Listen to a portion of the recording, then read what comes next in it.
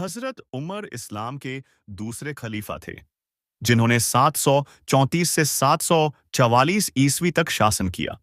उनका पूरा नाम उमर इब्न अल खत्ताब था। वह इस्लाम के एक प्रमुख नेता और न्यायप्रिय शासक थे। हजरत उमर का जन्म मक्का में हुआ था।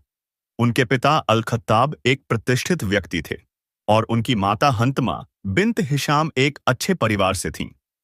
हजरत उमर शुरू में इस्लाम के विरोधी थे और उन्होंने इस्लाम के प्रचार को रोकने के लिए कई प्रयास किए। हालांकि बाद में उन्होंने इस्लाम स्वीकार कर लिया और इस्लाम के एक मजबूत समर्थक बन गए। हजरत उमर ने इस्लाम स्वीकार करने के बाद अपना जीवन इस्लाम के लिए समर्पित कर दिया।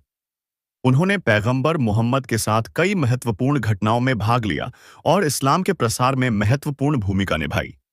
पैगंबर मोहम्मद हजरत उमर के शासनकाल में इस्लामी 634 ईस्वी से 644 ईस्वी तक शासन किया।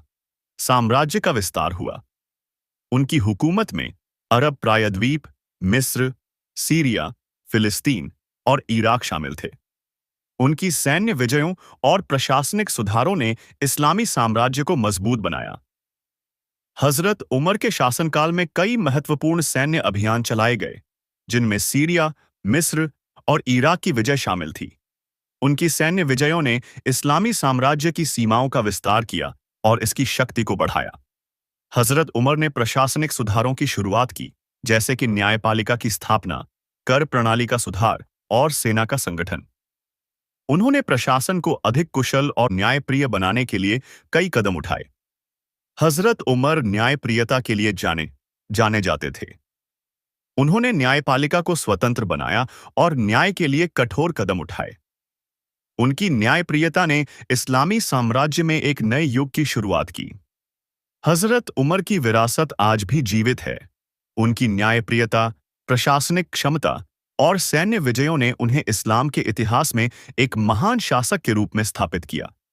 उनकी हुकूमत ने इस्लामी साम्राज्य को एक मजबूत और संगठित राज्य बनाने में महत्वपूर्ण भूमिका निभाई।